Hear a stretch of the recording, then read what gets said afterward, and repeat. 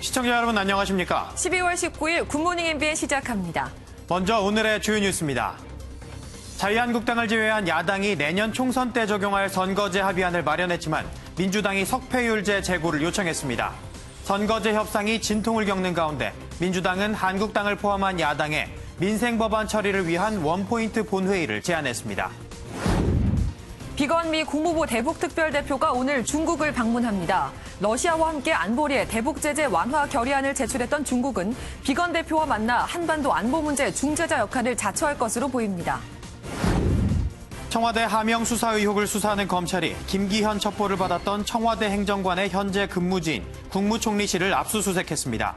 검찰의 청와대 선거 개입 의혹 수사에 속도가 붙고 있습니다. 한미 방위비 5차 협상이 소득 없이 끝나면서 연내 합의가 물 건너갔습니다. 다만 드하트 미 방위비 대표가 6조 원을 요구하지 않았고 한국민의 지지를 받길 원한다고 말해 협상의 일부 진전이 있었던 것으로 보입니다.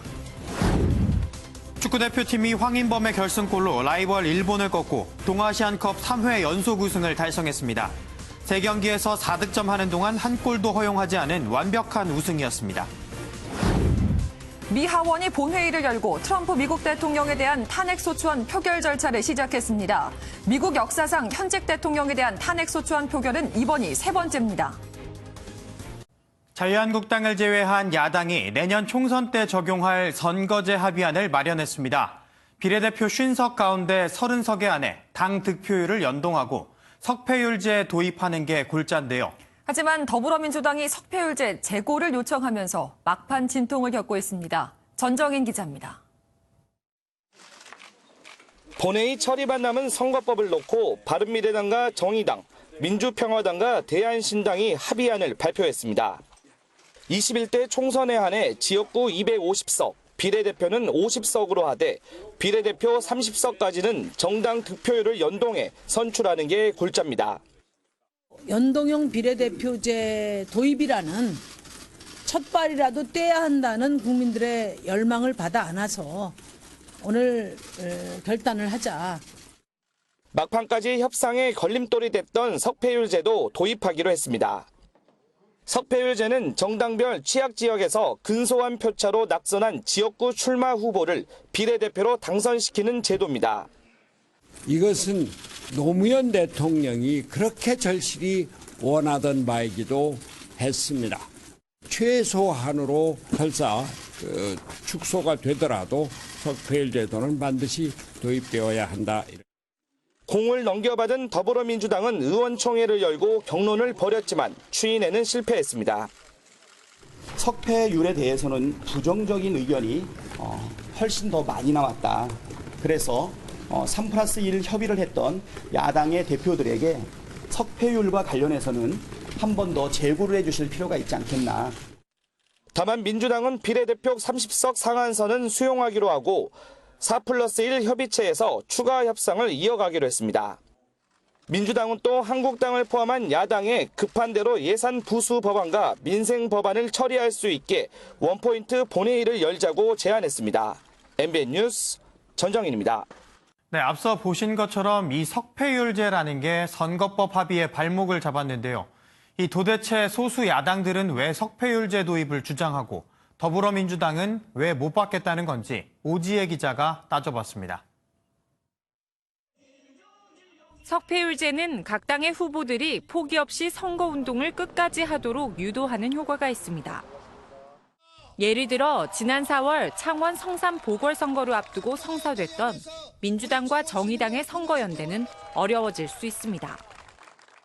5석의 미니 정당에 후보를 내주고 국민의 심판이 두려워서 위장 여당을 앞장 세우는 유권자 기만이자 이중대 밀어주기입니다. 특정 정당이 우세하더라도 아깝게 지면 비례대표로 구제될 수 있다는 점에서 야사당은 해볼만 하다는 계산입니다. 반면 지난 20대 총선에서 중도 사퇴한 후보자 8명 가운데 4명과 단일화를 이뤘던 민주당으로서는 범진보 계열 군소정당과 표 대결이 부담스러운 이유입니다. 대신 민주당은 지역구와 비례대표에 동시에 출마하는 이중 등록제를 주장했습니다. 하지만 이중 등록제는 바른미래당의 반대로 야사당 간 합의도 쉽지 않은 데다 자유한국당에서는 중진구제를 위한 꼼수라며 비판하고 있습니다. 이런 가운데 유성엽 대한신당 창당위원장은 추미애 법무부 장관 후보자 인사청문회 등을 앞두고 협조를 구해야 하는데 야당 요구를 묵살했다고 반발했습니다. MBN 뉴스 오지혜입니다.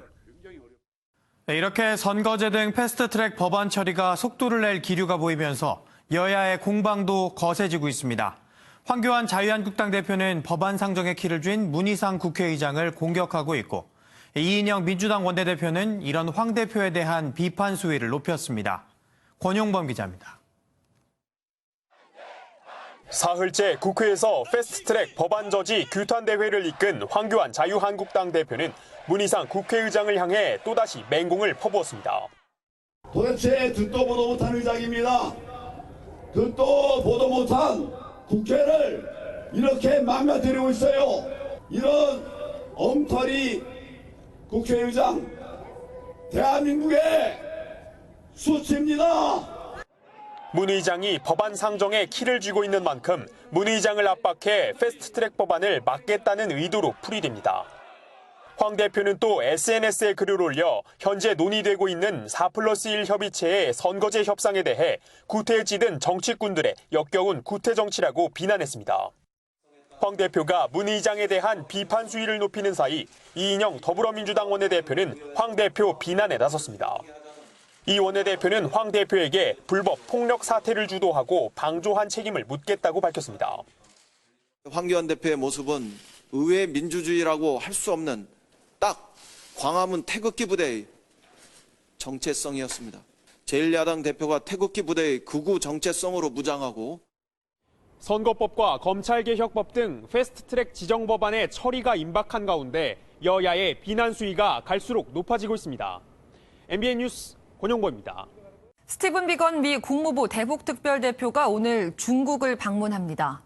예정이 없던 1박 2일 일정인데요. 최근 한반도 안보 문제에 적극 개입하려는 중국에 대북 제재 공조에 한 목소리를 내자고 설득하기 위한 것으로 보입니다. 이현재 기자입니다. 비건 미 국무부 대북특별대표는 오늘 정오쯤 중국 베이징에 도착합니다. 애초 우리나라와 일본만 방문할 예정이었는데 중국과 러시아가 유엔 안전보장이사회에 한국전쟁 공식 종전선언 채택과 평화협정 체결 등의 내용이 담긴 결의안 초안을 제출하자 일정을 바꿨습니다. 최근 중국은 한반도 안보 문제에 적극적으로 개입하려는 움직임을 보이고 있습니다.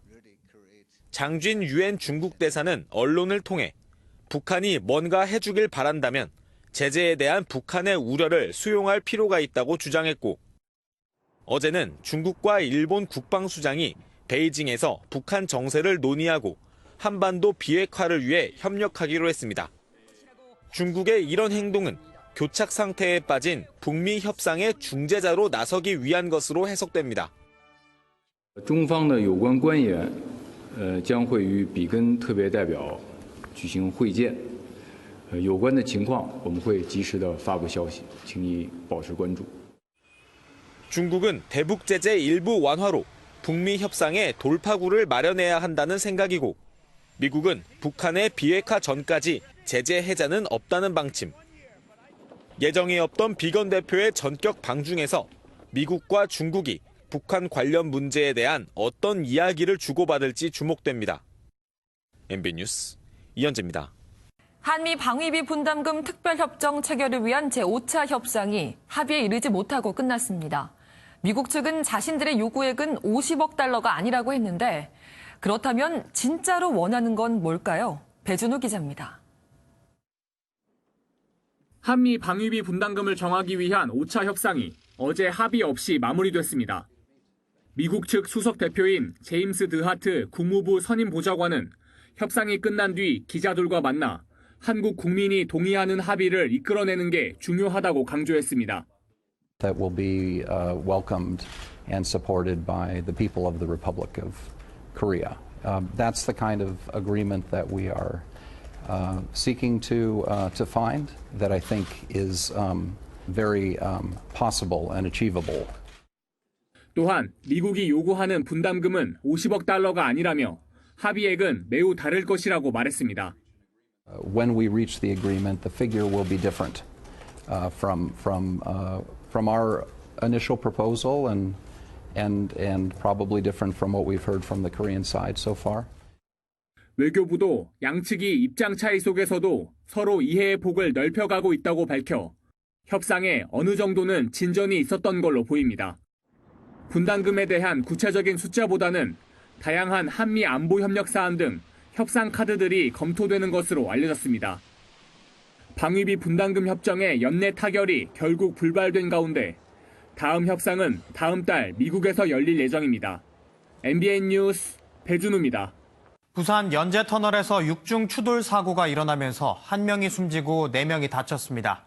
울산과 포항에선 화재 사고가 잇따랐습니다. 강영호 기자가 보도합니다. 차들이 형체를 알아보기 어려울 정도로 찌그러졌습니다. 어제 저녁 6시쯤 부산 연제터널 연산교차로 방면에서 그랜저 차량이 앞서가던 승용차 5대를 연달아 추돌했습니다. 이 사고로 승용차에 타고 있던 1명이 크게 다쳐 병원으로 옮겨졌지만 숨졌고 4명이 다쳤습니다. 가해 차량 운전자가 안전 의무를 위반한 것으로 확인된 가운데 퇴근길에 벌어진 사고로 2시간가량 극심한 차량 정체가 빚어졌습니다. 주방 내부가 불에 그슬리다 못해 새까만 잿더미로 변했습니다. 어제 저녁 8시쯤 울산의 한 상가주택에서 불이 나 50여 분 만에 꺼졌습니다. 다행히 인명피해는 없었으나 소방서 추산 460만 원 상당의 재산 피해가 발생했습니다. 포항 죽도식당의 한 식당에서도 불이 나 연기와 화염이 시장 안에 퍼지면서 주변 상인과 손님들이 대피하는 소동이 벌어졌습니다. MBN 뉴스 강영호입니다. 최근 항공업계는 동남아 노선 출혈 경쟁과 일본 노선 운항 급감에 따른 최악의 부진 속에 저가항공인 제주항공이 이스타항공 인수에 나서는 등 구조조정에 들어간 상태입니다. 한 소형 항공사는 석 달째 직원들의 월급도 주지 못할 정도라고 하는데요. 김문영 기자가 현장 취재했습니다. 2009년부터 운항을 시작한 직원 100여 명 규모의 국내 최초 소형 항공사입니다. 노재팬 운동으로 최근 승객이 급감하자 유일한 국제 노선의 운항을 접어야만 했습니다. 평균 탑승률 60%였던 50인승 항공기에 단 2명의 손님만 타는 경우까지 생겨나면서 석 달째 직원들의 월급조차 주지 못하고 있습니다. 3개월 정도 급여가 밀려 있는 상태로 알고 있고요. 이쪽 지점에서만 한 10명 이상이 고용노동부에 임금 체불에 대해서 진정서를 썼다고. 너무 황당한 상황이죠. 정부로부터 새로 면허받은 저가항공사가 같은 노선을 운항하며 훨씬 저렴한 특가 상품을 내놓으면서 사정은 더 어려워졌습니다. 4일 동안 환불 취소가 대규모로 벌어져서 2억 정도 환불 요청이 들어왔고요. 기존 노선 예약자들의 취소가 이제 아직도 이어지고 있고요. 이제 추가 예약이 없습니다. 국토교통부가 양양, 제주 노선이 겹치는 줄 알면서도 그대로 허가를 내줬기 때문입니다. 노선을 이제 각각 허가를 해 나가는 부분에 있어서 이제 저희가 보면서 살펴야 할 부분도 있을 것 같고요. 무슨 말씀인지 충분히 알겠습니다. 내년에는 지자체의 보조금마저 올해의 5분의 1 수준으로 줄어 직원들은 다른 소형 항공사들처럼 회사가 문을 닫지나 않을까 하루하루가 불안한 상황. 항공업계 활성화와 고용 안정을 위해 국토교통부가 좀 더 섬세하게 항공정책을 펴야 한다는 지적이 나오고 있습니다. MBN 뉴스 김문영입니다. 앞으로 사립학교 재단의 임원 중에 친인척이 있으면 친족 관계가 모두 공개됩니다. 또 학교 설립자와 친족은 학교법인의 개방이사로 근무할 수 없게 되는 등 사학의 가족 경영에 대한 관리 감독이 대폭 강화됩니다. 정수정 기자입니다. 지난해 말 서울의 명문 사립고 이사장 등이 교비 53억 원을 10년간 유흥비 등으로 빼돌렸다가 적발됐습니다. 지난 2017년 9월부터 올해 초까지 1년 5개월간 65개 사학을 감사한 결과 들통난 비리만 해도 755건에 달합니다. 되풀이되는 사학 비리에 교육부가 관리 감독을 강화하겠다며 칼을 빼들었습니다. 현재 사립고교의 비중은 전체의 40.2%, 사립대는 86.5%로 사학 비중이 높습니다. 매년 들어가는 지원금만 14조 원 규모. 대규모 재정이 투입되는 만큼 사립학교 운영의 투명성을 강조했습니다. 앞으로 학교법인 임원 사이에 친족관계가 있으면 모두 공시하고 설립자나 임원과 친족관계인 교직원이 몇 명인지도 공개됩니다. 또 학교 설립자와 친족은 학교법인의 개방이사를 할 수 없도록 했습니다. 개방이사 운영을 강화하기 위하여 설립자 및 친족, 해당 학교장 역임자 등을 선임 대상에서 제외하고 업무 추진비 사용 내역 공개 대상도 총장에서 이사장까지 확대하고 이사회 회의록 공개 기간은 3개월에서 1년으로 연장하기로 했습니다. 이번 교육부 혁신안에 대해 사립학교들이 반발하는 가운데 사립학교법 등 법 개정이 여의치 않아 실효성이 있을지는 의문이라는 지적입니다. MBN 뉴스 정수정입니다. 청와대와 경찰의 하명 수사, 선거 개입 의혹을 수사하고 있는 검찰이 김기현 전 울산시장 첩보 생산 과정을 추적하기 위해 국무총리실을 압수수색했습니다. 이런 가운데 검찰은 조국 전 법무부 장관을 이틀 만에 다시 소환하는 등 청와대 감찰 무마 의혹 수사에도 속도를 내고 있습니다. 임성재 기자입니다. 검찰 수사관들이 정부 서울청사 창성동 별관 건물을 빠져나옵니다. 어떤 자료 확보하셨나요? 창성동 별관 4층 국무총리실은 김기현 전 울산시장과 관련된 비위 문건을 만든 청와대 문모전 행정관의 현 근무지입니다. 어제 오전 9시부터 시작된 검찰의 압수수색은 5시간 반 만인 오후 2시 반쯤 종료됐습니다.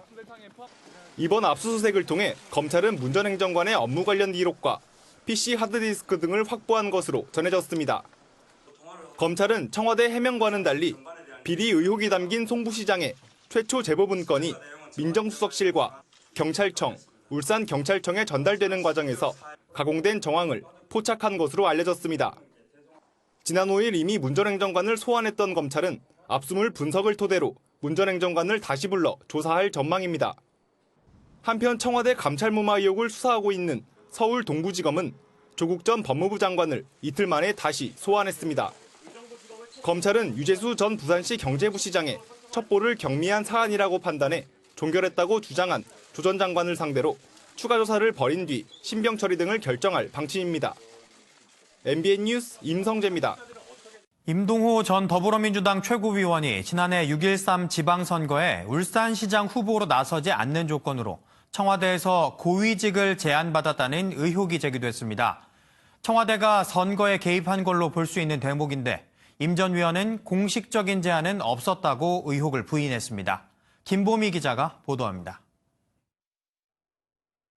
청와대가 울산시장 선거에 송철호 시장을 전략 공천하려고 당내 경쟁자였던 임동호 전 더불어민주당 최고위원에게 일본 오사카 총영사직과 한국동서발전 사장직을 제안했다는 의혹이 불거졌습니다. 검찰이 최근 확보한 송병기 울산시 경제부시장 업무수첩에 청와대 측이 송 시장 당선을 위해 임 전 최고위원에게 출마를 포기하도록 해야 한다는 내용이 담겼다는 겁니다. 민주당은 지난해 선거를 앞두고 내부 경선 없이 송 시장을 단독 후보로 공천했는데 이 과정에서 청와대에 자리 제한이 있었다면 공직선거법 위반으로 볼 수 있습니다. 의혹이 제기되자 임 전 최고위원은 청와대에서 공식적으로 자리를 제안받은 적이 없다고 밝혔습니다. 부산, 울산, 경남 선거가 어려워 자리 제안이 오면 받고 다음 총선을 준비하는 게 어떻냐는 친구들의 의견이 있었다고 해명했습니다. 사적인 자리에서 친구 사이의 대화가 청와대 제안으로 잘못 알려졌다는 겁니다. 임 전 최고위원은 최근 참고인 신분으로 하명 수사 의혹을 캐는 검찰 조사를 받았을 때도 청와대의 개입을 부인했습니다. 청와대가 개입하지 않았느냐, 이것이 주요 관심사 같은데 그럴 리 없다고 말했습니다. 청와대는 임 전 최고위원에게 자리를 제안한 적이 없고 경선을 안 한 것은 당의 사정으로 청와대와는 무관하다는 입장을 내놨습니다. MBN 뉴스 김봄입니다. 청와대와 여권은 검찰의 수사를 두고 불편한 심기를 감추지 못하고 있습니다. 이 검찰 수사가 못 믿어온 더불어민주당은 아예 김기현 전 울산시장 비리 첩보 수사와 관련해 특검을 추진하겠다고 밝혔습니다. 김도형 기자입니다. 청와대에 이어 총리실까지 검찰의 연이은 압수수색을 두고 청와대는 불편한 속내를 숨기지 못했습니다. 고민정 청와대 대변인은 수사 중인 사안에 대답하지 않겠다며 별도 입장을 내지 않겠다고 밝혔습니다.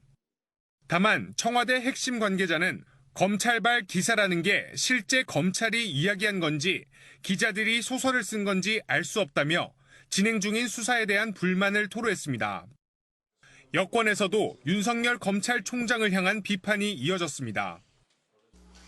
총리 후보자 지명이 있었습니다. 도대체 오비 일학일까요?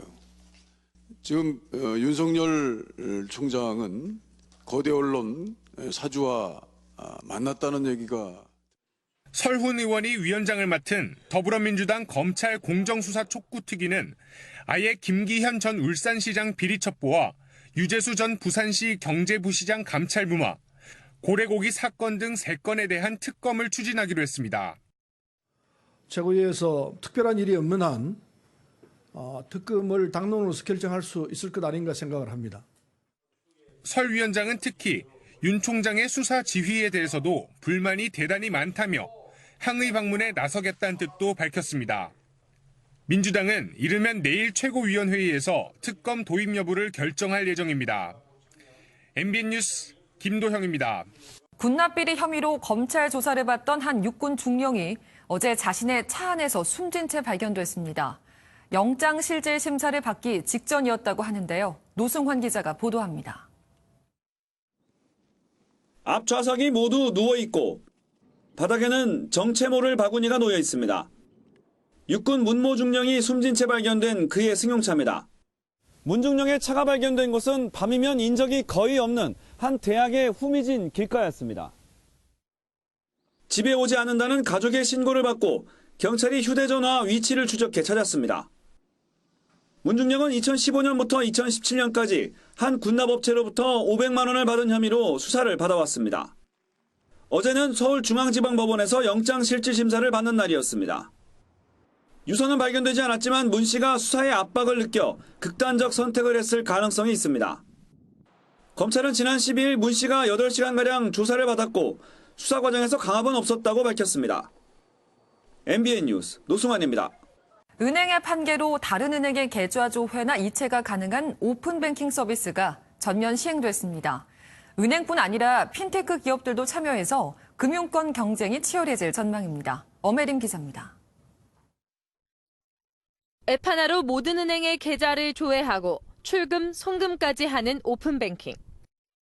지난 50일간의 시범 운영 기간에 300만 명이 가입할 만큼 뜨거운 관심을 받았습니다. 16개 시중은행과 핀테크 기업 31곳이 뛰어들며 이제 본격적인 오픈뱅킹 서비스가 시작됐습니다. 사실상 은행과 핀테크 업체의 구분이 사라진 건데 똘똘한 앱 하나만 살아남는 무한 경쟁이 시작됨에 따라 은행들은 각종 기능을 선보였습니다. 비상금 계좌를 숨길 수 있는 온오프 기능도 선보이는가 하면 다른 은행에 퍼져 있는 돈을 한 계좌로 모을 수 있습니다. 연 3.6% 오픈뱅킹 전용 적금도 선보이는 등 고객 잡기에 나선 겁니다. 토스와 카카오페이 등 핀테크 기업은 일단 보안 점검 등을 끝낸 뒤 다른 서비스를 선보일 계획입니다. 하지만 하나의 결제망에서 정보를 공유하는 만큼 해킹이나 보이스피싱 위험도 높아져 금융당국은 철저한 보안을 당부했습니다. 철저한 보안 점검, 일간 출금한도 제한, 금융사고에 대비한 보험 가입 등 오픈뱅킹의 안정성 강화 방안을 이미 마련하였습니다. 금융당국은 앞으로 상호금융과 저축은행 등 제2금융권으로도 오픈뱅킹을 확대해 나갈 방침입니다. MBN 뉴스 엄혜림입니다. 네, 어제 미국 뉴욕 한복판에서 10대 소녀가 어머니 앞에서 납치된 충격적인 사건 전해드렸는데요. 다행히 소녀는 하루 만에 무사히 돌아왔지만 알고 보니 자작극이었습니다. 왜 그랬을까요? 이 보도에 장명훈 기자입니다. 뉴욕 도심 한복판에서 벌어진 10대 소녀 납치 사건. 충격적인 사건에 뉴욕 경찰은 CCTV 영상을 공개하고 대대적인 수사를 벌였습니다. 납치된 16살 소녀 캐럴 산체스를 찾으려고 거리마다 실종 전단이 붙었고 주 저녁에 실종 아동 수색을 위한 앰버 경고까지 발령됐습니다. 그런데 사건 발생 15시간 뒤 소녀는 이상할 정도로 멀쩡하게 돌아왔습니다. She's fine. Thanks God. She's fine. 알고 보니 소녀가 남자친구와 함께 꾸민 자작극이었습니다. 어머니가 고향인 온두라스로 이주를 계획하자 미국에 남고 싶었던 소녀가 납치 사건을 꾸민 겁니다. 경찰은 소녀에 대한 형사처벌 여부를 검토하고 있습니다. MBN 뉴스 장명훈입니다. 이처럼 AI의 발전은 놀라운 수준이죠. 올해는 빅데이터 플랫폼이 출범해 데이터 구축의 원년이 되는 해였습니다. 앞으로 정부는 데이터 구축을 바탕으로 사람 중심의 인공지능 강국으로 도약한다는 계획입니다. 김수영 기자입니다. 데이터 구축 원년을 맞아 올해 데이터 사업의 성과와 우수 사례가 공유되는 자리. 지난해 정부가 데이터 경제로 전환을 선언한 뒤 과학기술정보통신부를 중심으로 그동안 추진된 빅데이터 플랫폼과 데이터 바우처 사업 등과 관련된 정부와 기업 관계자 600여 명이 한자리에 모였습니다. 유통, 소비 등 10개 분야 빅데이터 플랫폼이 구축돼 새로운 데이터가 개방되면서 꽉 막혔던 데이터 유통이 가능해진 점이 올해 가장 큰 성과로 꼽혔습니다. 혁신 성장으로 가는 그리고 AI 1등 국가로 가는 데이터 고속도로가 드디어 개통됐다. 이렇게 보시면 되겠습니다. 정부는 플랫폼 안에 센터를 추가로 지정해 더 많은 데이터가 집결 유통되고 AI 알고리즘을 결합해 새로운 혁신적인 서비스를 창출할 수 있도록 지원하겠다고 밝혔습니다. 나아가 데이터 구축을 넘어 민관이 협력해 사람 중심의 인공지능 강국을 이끌겠다는 전략입니다. 생활인입니다. 생활인이라는 게 생태계 구축하고 활용을 잘하고 인이라는 건 이제 사람 중심. 그 세 가지 내용을 좀 활성화를 잘하면 정부와 데이터 관련 기업들은 국회에 계류 중인 데이터 3법과 소프트웨어 진흥법의 조속한 통과를 위한 국회의 적극적인 입법 지원을 요청했습니다. MBN 뉴스 김수영입니다. 아산 우리은행의 위성우 감독이 24점을 넣은 박혜진을 앞세워 부천 KB 하나은행을 76대 72로 꺾고 여자 프로농구 사령탑으로는 사상 처음으로 정규리그 통산 200승 고지에 올랐습니다. 2012년 4월부터 우리은행의 지휘봉을 잡은 위 감독은 선수들이 만들어준 기록이라며 공을 돌렸습니다. 다음은 굿모닝 월드입니다. 말을 키우는 농가의 말들이 갑자기 이상한 행동을 보이기 시작했는데요. 농장을 뱅글뱅글 돌고 있는데 어딘가 다급해 보입니다. 무슨 일인 걸까요? 털이 복실복실한 송아지 한 마리와 말들. 이 농장에 사는 동물들인데요. 미국 네브라스카주에 사는 농부 케빈 루이스는 여느 날과 다름없이 하루 일과를 시작했습니다. 그런데 말들이 평소와 달리 날뛰고 이상한 행동을 보였는데요. 알고 보니 송아지가 아프다는 걸 주인에게 알려주려 한 거였습니다. 송아지 곁으로 가고 나서야 말들은 이상한 행동을 멈췄는데요. 극진한 보살핌 끝에 송아지는 건강을 되찾았습니다. 한 농장에서 가족처럼 지내며 서로를 살피는 동물들. 사람이 오히려 배워야 할 것 같네요. 산속 도로에서 곰 한 마리를 만났습니다. 자동차에 타고 있던 운전자는 당황스러워했는데요. 곰의 이 행동 때문입니다. 화면으로 만나보시죠. 미국 캘리포니아 글렌데일에서 일어난 일입니다. 도로 위를 어슬렁거리는 야생곰 한 마리. 자동차로 천천히 다가오는데요. 그러더니 두 발을 일으켜 자동차 보닛에 올려놓습니다. 호기심이 많은 건지 배가 고픈 건지 탐색을 하기 시작하는 곰. 자동차에 타고 있던 강아지와 눈이 맞은 듯 서로 유리를 사이에 두고 인사를 나누는데요. 때론 무서운 공격성을 드러내는 야생곰이지만 이렇게 한참을 강아지와 놀다 갔다고 하네요. 태어난 지 80년이 아니라 결혼한 지 80년이 된 부부가 있습니다. 둘의 나이를 합치면 그 숫자가 어마어마한데요. 미국으로 가보겠습니다. 텍사스에 사는 샬롯과 존 핸더슨 부부. 두 분의 나이를 합치면 무려 211년이 넘는데요. 그 중에서도 둘은 80년을 행복한 부부로 살았습니다. 1939년에 결혼해서 올해 결혼 80주년을 맞이했는데요. 기네스북에 세계 최고령 부부로 기록됐다고 합니다. 두 분 오래오래 행복하세요. 지금까지 굿모닝 월드였습니다.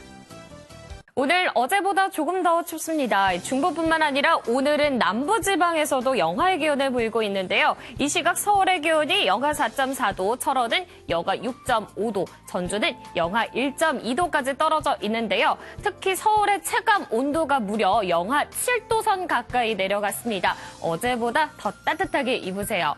오늘 밤부터 서쪽 지역에서는 눈비 소식이 있습니다. 늦은 밤 경기 남부 서해안과 충남 북부 서해안을 시작으로 내일 새벽부터 아침 사이에는 그 밖에 경기 남부, 충남, 충북 남부, 전북으로 확대되겠습니다. 약은 5mm 미만이나 1cm 안팎의 눈으로 내릴 텐데요.